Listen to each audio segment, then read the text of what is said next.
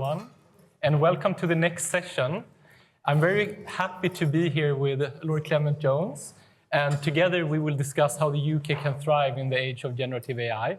Before doing that, let me acknowledge that we're soon 4 p.m. on a Friday afternoon, so very grateful to all of you who have stayed this long, and I think that's also a testimony to the great work that Cassidy and the team have done in organizing this summit. So thank you to both of you who are staying, but also the organizers.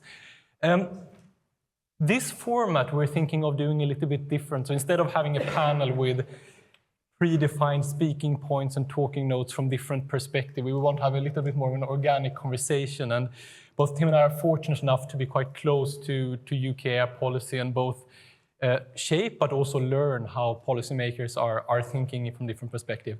But before doing that, Tim, perhaps would you like to tell a little bit also your own background and how you approach the very topic of tech policy to start with before we go into the big questions of the day? Well, I have a confession to make, first of all, is that I don't have a tech background. I'm a lawyer by background, but I got interested in the digital economy and in a sense, the transformation of analog to digital, really as a result of being a spokesperson in the creative industries. So, way back when Napster took shape in 2000 or 2001, they were really transforming an industry by breaching copyright effectively, but it did demonstrate to me that that was the way the future was going.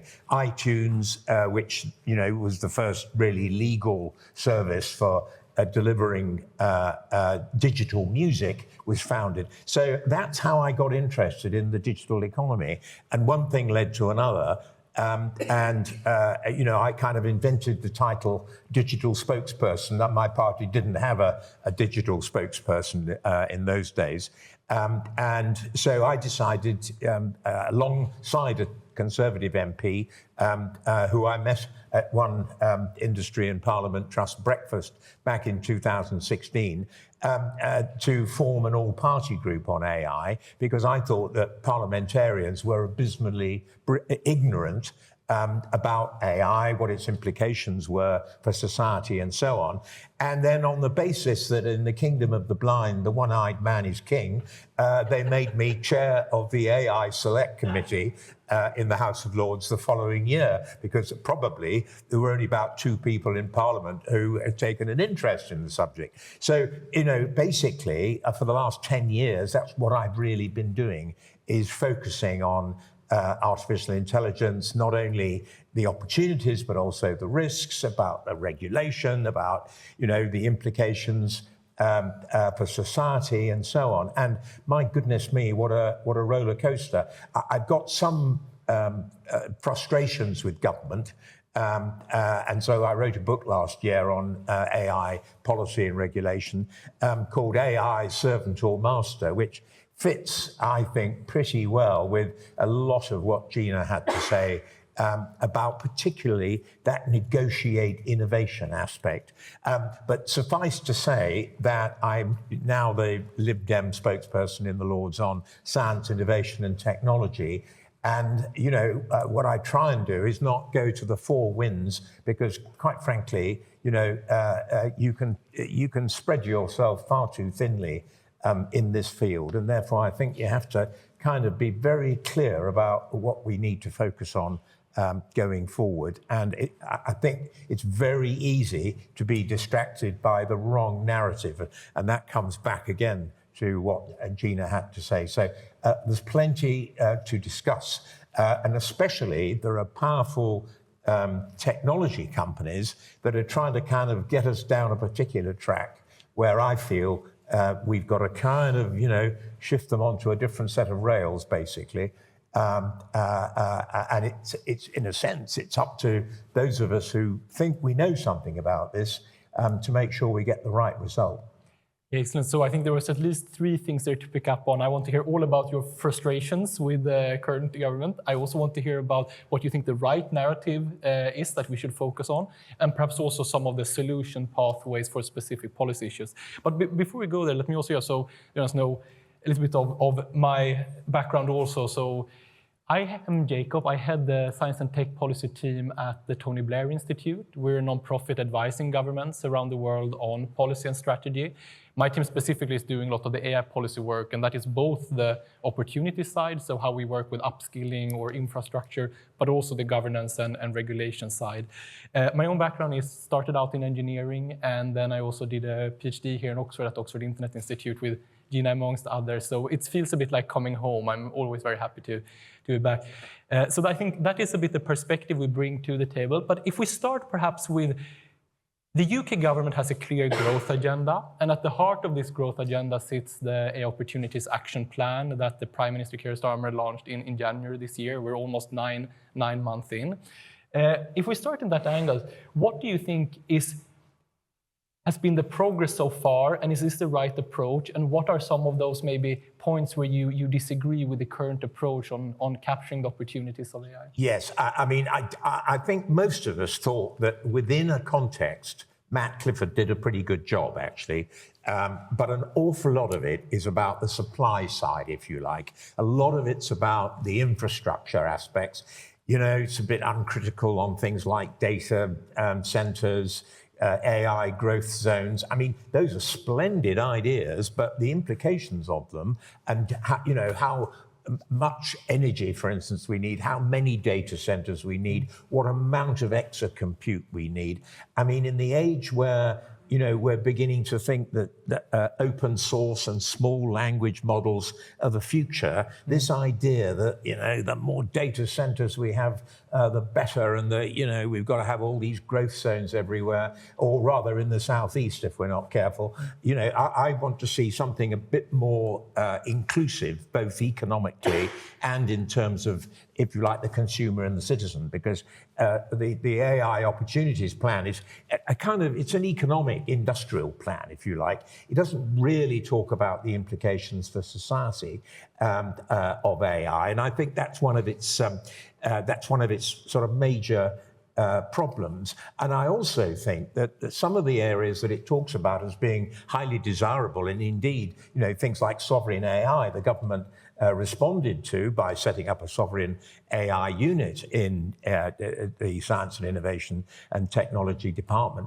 They actually haven't really started delivering on that. I mean, my problem is that here we have a government that seems to be very much enthralled to big tech when it procures technology for the civil service, or, for instance, the chatbot that they've procured very recently is Anthropic's. Well, why haven't we developed a deal with a UK developer that would, government procurement is such a powerful economic instrument, and we're not doing that, and we're not also going nearly hard enough on, if you like, the benefits of open source, in my view. What we seem to be enthralled to are the large language model developers in terms of proprietary models. And, if you look at the deals that the government have done are all with Microsoft, OpenAI, AWS for cloud. We're not really walking the talk as far as sovereign AI is concerned. So, Matt Clifford, I think, had the right idea, but why isn't the message coming across? I think the other aspect too that I would also talk about is the fact that there is some enthusiasm for adoption in the public sector. We hear about digital transformation, all this kind of thing, but actually the implications in the public sector are really important. It isn't just about adoption. You've got to think of all the issues about what are the knock-on effects to the citizen. How do I get redress if an AI model makes a decision about me without a human in the loop, and do I have any redress?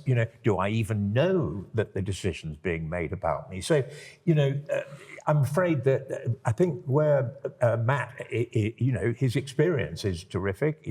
He's clearly thought through quite a lot about the economic and industrial side of how we stimulate AI development. But the implications for society are major, and we are not there yet.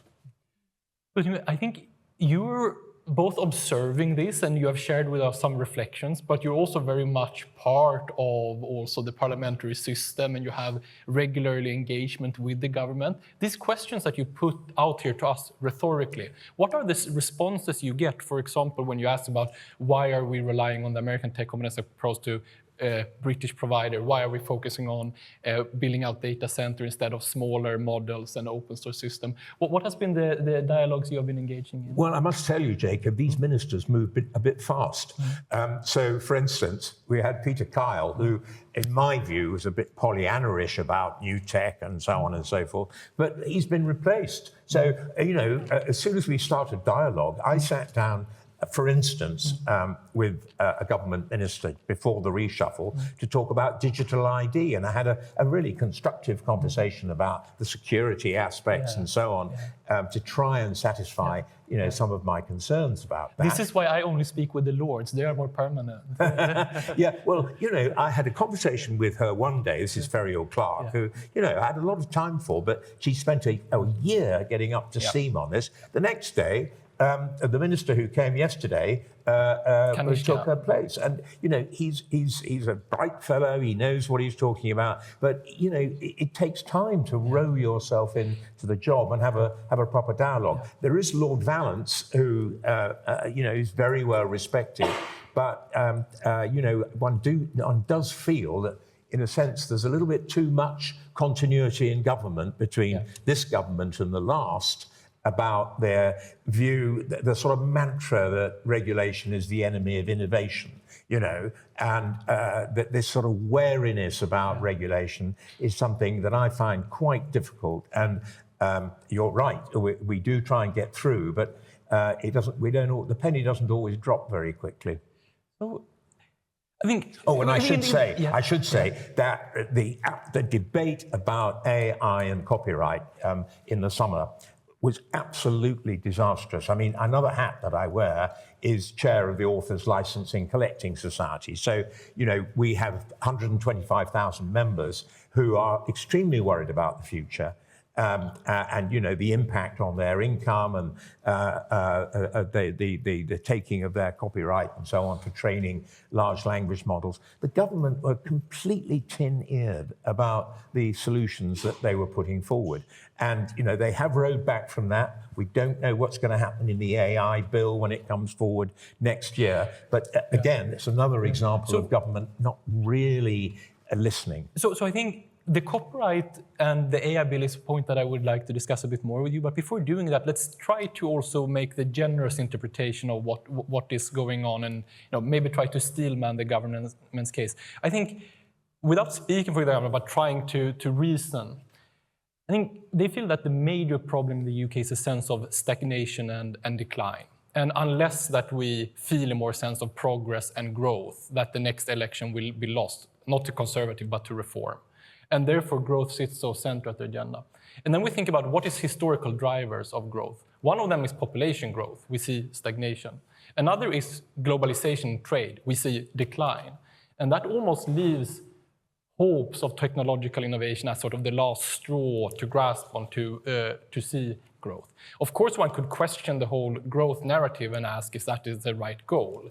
I think especially political leaders are often hypersensitive to military economic competition in the sense of a country, let's say, having a declining relevance on the international stage or negotiating powers internationally. And I think that if we want to have a say, especially as we're outside the European Union, having frontier technology capability will be central, not just to that economic growth, but also to the international relevance in international relations. So I think that is underpinning some of that. And of course, even when one could work more with industrial policy to benefit local players, that often comes at higher cost as opposed to off the shelf and so on. So what would you say to those who perhaps say that we have to lean into this, even if there are other values we also care about, because of the focus on getting growth going and to also be at the forefront of capabilities in the geopolitical space? Well, no, my jiu-jitsu on that, quite frankly, is that I think that if you have certainty of regulation. I mean, for instance, there's a great deal happening on the AI assurance front. And what is happening is we're trying to bolt in international standards, 42,001, all those kinds of standards for risk assessment, testing, training, and so on. And making sure that there is a kind of voluntary assurance process which is being stimulated by government. Now, I have no objection to that, but it should go further, because the fact is that interoperability for developers, certainty for developers about the kinds of standards they need to adopt and the regulation that they need to be subject to needs to be absolutely clear going forward. And the more you can create that, the more our developers feel, well, look, we know the context in which we're operating internationally. So, people like myself aren't saying we're going to balkanize regulation. What we're trying to do is set common standards that our developers, and particularly open source developers, are going to be able to meet and have that kind of certainty. So actually, mine is a growth agenda, basically. I think my argument with those who say, innovation is and growth is everything. Well, the title of our talk is How Can the UK Thrive in the Age of Generative AI? And that isn't purely about economic growth. It's about well-being as well. It's about whether AI is for the benefit of society. So I think, as a politician, what you try and do is you do try and square all the bases. Actually, picking up on that point on how the UK can thrive, we at the Tony Blair Institute recently published polling that we did together with Ipsos on public attitudes towards AI in the UK. And what we saw was actually quite a widespread skepticism. So almost twice as many people viewed AI primarily as a risk to the economy as opposed to an opportunity. I think it was 40% in the region who viewed it as a risk and 20% opportunity. But more importantly, when we looked at the user pattern, we saw that it had been significant uptake. Around 25% are using generative AI on a weekly basis, either privately or in their job. But still, almost half of the population have never used it. And anyone who's hoping to see a rapid adoption to the population probably have to update their priors. But what are the barriers? Actually, it was not primarily skills or access, it was a lack of trust. For example, I can ask AI to do my job, but can I use that input or output? Will that be reliable enough, or do I need to double check it anyway? So I think there you see one example of where even more, either you could call it regulation or higher reliability of the tool itself would be beneficial for not just the government's growth agenda, but also for public benefits and thriving. But one thing I wanted to pick up with you on the regulation. And I absolutely, agree. I thought that was a very telling finding from you. And, all that speaks to me is we need a greater degree of digital inclusion. We need to upskill to a much greater degree. And this public trust aspect meets the issue of regulation and standards directly, in my view. So before we got to the regulation standard, if we only look at the option side and opportunity side, during the industrial era, the government said there are certain things that should just be public good. Let's say libraries. We should have libraries in all our towns, or swimming or schools. Why aren't any political parties driving that internet or generative AI access should just be a public good and that is provided by the state? It doesn't even have to be Anthropic or OpenAI. No, I agree. I mean, governments need to, obviously prioritize, but it seems to me, and I suspect to many people in this room, that actually getting the future of AI development right should be a very high priority. But at the moment, we're still in a situation where we've almost outsourced that to others, to the big developers, or people that we think have a different agenda. But I think this is actually where the realism comes a little bit back into play, because if you take right now frontier AI development, it is still a highly resource intensive and compute intensive endeavor. And right now, 70% of the global compute is controlled by American companies. I think roughly 10-15% by Chinese, and the rest of the world shares 10%. I think it's 1.5% in the UK. So either we would need to absorb from the frontier technology or wait until either research breakthrough sort of catch up with that? Funny enough, I disagree with that because I think for a start, I'm not sure whether there isn't going to be a bubble that's bursting very shortly. I mean, OpenAI still hasn't made any money, and yet it's still burning through. Yep. It's increasing investments in data centers and chips and God knows what else. So I'm not convinced about that. But for my money, I think the future is probably going to be open source off the back of some of those big, large language models. I mean, a quick plug for Demos's open dividend paper, which struck me as absolutely spot on in terms of the opportunities available. And I think, government sort of really said to itself, this is where we need to be going. And this is the future for sovereign AI. And then that, I think, would be, a really good start, quite honestly. I agree. I think the paper is great. And I don't know if it's Elizabeth in the room, but she's doing amazing work at Demos generally. I think if we take and pause that point and pivot a little bit into UK AI regulation, because we want to look at also how the UK can thrive. And I think historically UK has taken a sector-specific approach to AI that is not regulate the models themselves, but instead use cases in different areas, whether that be healthcare or whether that be national security or whether that be education. Do you still think that that is the right approach and that needs to be strengthened? Or do you think that we need something more horizontal like the EU AI Act? Well, I think this is where we differ, Jacob, because I know the TBI is very keen on sector-specific regulation. I can't see in the long term how that can work. I think you have to have some form of horizontal regulation. I mean, even if it's about the adoption of international standards of the kinds of things we were talking about earlier, because after all, increasingly these large language models and indeed small language models may well be cross-sectoral. They, if you develop something, you want to know that the code of practice, whatever it is, the standards that you're adopting are available, are applicable in a number of different sectors. You don't want to have to be going to a whole bunch of different regulators in order to do that. And after all, we had the precedent. I mean, I'm a big fan of making the ICO, the Information Commissioner, the AI regulator, if you like, across the board. Not AC. Not the Security Institute.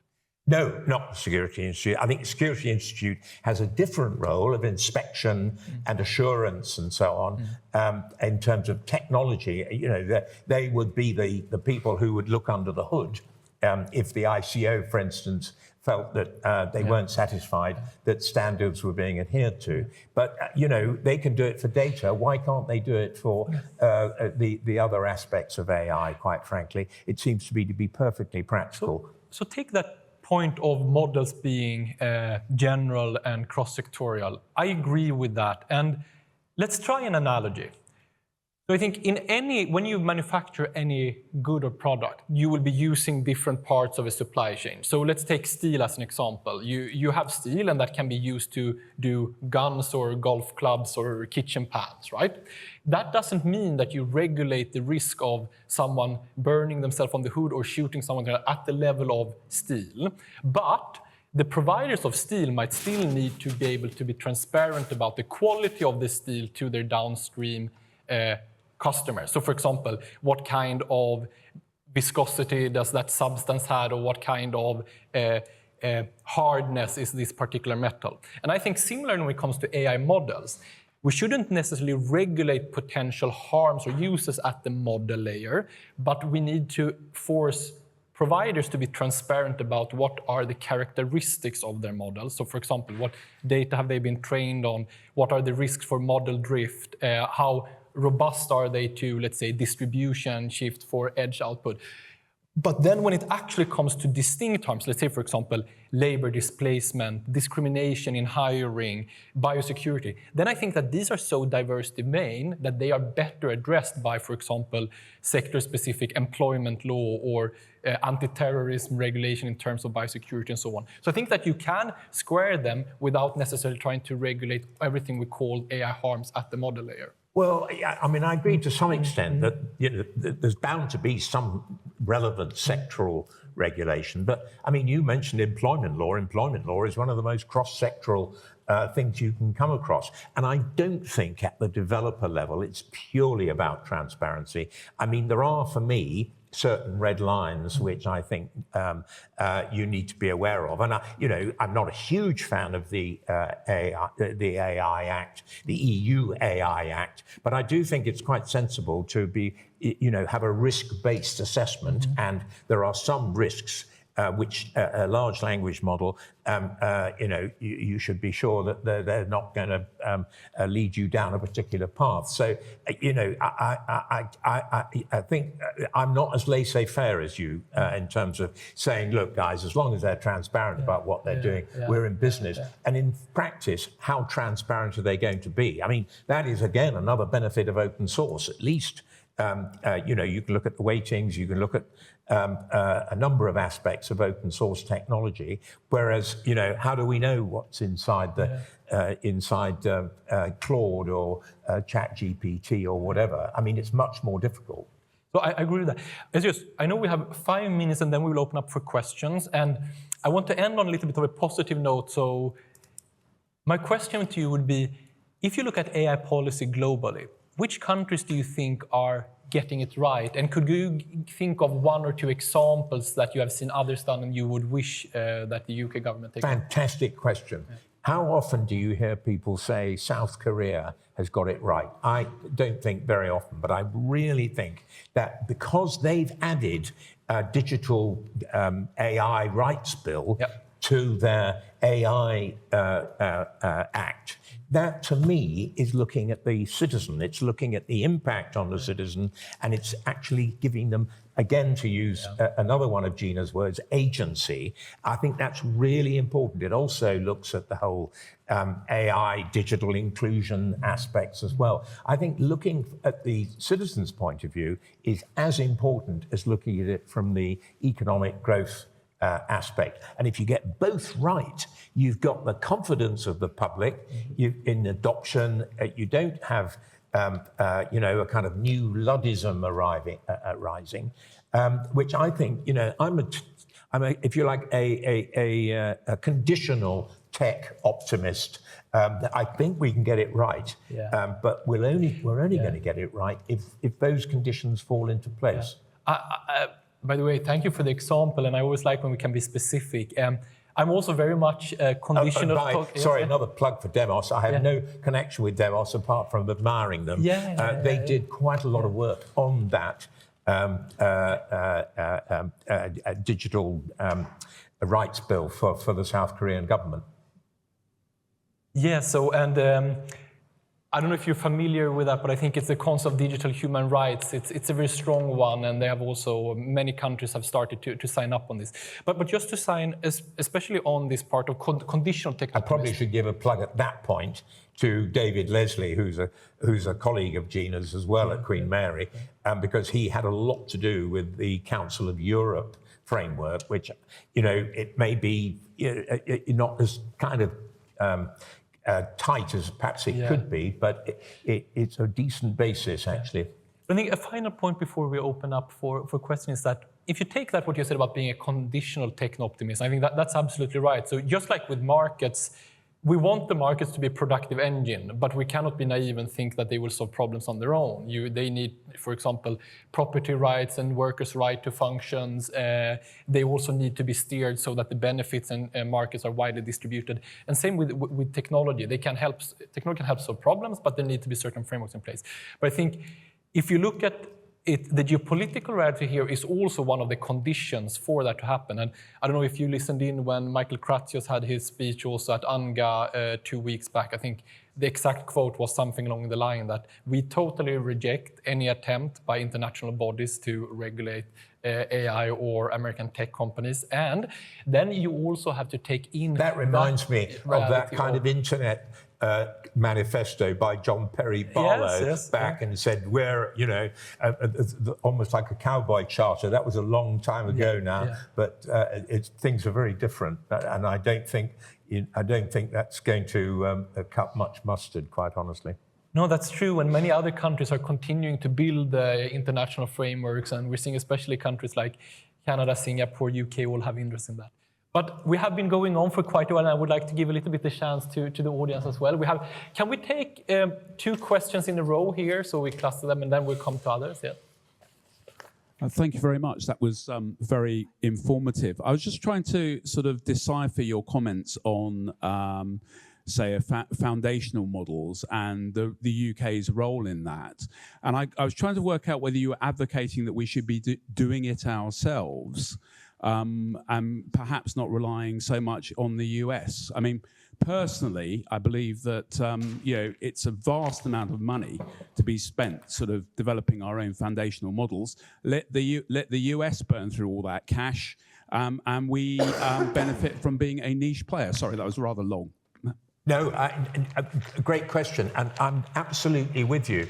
But of course, there are open source models created, Meta, Llama, for instance, and I'm a great believer in piggybacking off those and that's why I'm rather dubious about this whole kind of AI growth zone and the data centers, and everything's going to be fantastic if we get enough extra compute in Edinburgh and Bristol and so on and so forth, without really thinking about what we really need to stimulate our own homegrown sovereign AI developers. And I don't think we've quite thought this through enough. I mean, it's not that I decry enthusiasm. I think it's great as a focus, but I do think we can do this better.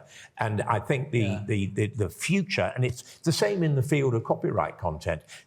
We have fantastic skills in building particular forms of AI, specialist AI, and that is the future. Using copyright content, using some of the data sets in the NHS, for instance, we've got, and so on. I mean, the TBI's idea of a national data library, which took off, I think is a great idea if we get the access right and we get the conditions right for, who shares it, who gets compensated for use of their data, and so on. There are quite a lot of factors there. It's not surprising the government really haven't done very much yet, but I'm an enthusiast for things like that, which will help stimulate. Yeah. Just one quick also comment from my side on that before we move on. I share the skepticism towards some of the investments being made, not just in the UK, but also other countries around sovereign AI and building model. I think there's a big risk in sinking taxpayer money into basically non-productive endeavors and actually sliding further down a scale with picking a few winners rather than thinking of actual public good. We had one more question on this side, and then also, yeah. Okay. And by the way, I think Mistral is also an open source, and I'm very pro-European in that respect. So the more we can work with them, I think the better. Well, thank you for the provoking thoughts, especially on what society should do. I have probably another provoking thought. Do you think regulating AI, it's actually more redundant in a way? Think about taking the term artificial from the whole endeavor, and we're trying to regulate intelligence. That's something very dynamic and very fluid. And rather than regulating it like it would be a technology, which is more an outcome, why not think about the embodiment of it in terms of future projections, like multi-agent systems, where we're trying to look into the actors rather than the technology per se? No, I think you're right in that. Let's take hiring as an example. Whether it's done by a human or an artificial intelligence, you're really trying to regulate that process. What are legitimate input? What are socially acceptable outcome of hiring processes and so on? So in a way, the talk around AI regulation are different interest groups trying to position their preferred, let's say, normative way of running certain societal processes of each other. And the term artificial intelligence is almost irrelevant to that conversation. But I think there are also some technical aspects here. For example, how are these models trained on what data? That is a technical question that is specific to those machine learning models as opposed to a process or a decision-making system or an intelligence per se. So I think you're right that there is some aspect of AI regulation that is definitely the way you frame it, but we also have to be very cautious about this highly technical questions of how models are trained and used. There are some basic questions too, really. I mean, you know, the human in the loop issue as to when you absolutely require that. And I think you mentioned recruitment. I didn't hear the whole question. But, you know, for my money, we're getting in a war of attrition if we're not careful. Gina mentioned entry-level jobs. Well, you know, what's happening there is we're getting recruitment by AI, and then we're getting people sending in their CVs generated by AI. So we're in a kind of doom loop almost, where we have thousands of CVs and applications dealt with by AI without any human intervention at all, you know. And that is, you know, a disaster, really. But I know that there are still questions, but I promised Cassidy not to overrun, so we're done for this time, and thank you all for your attention and patience. Yeah. Thanks. No, well done.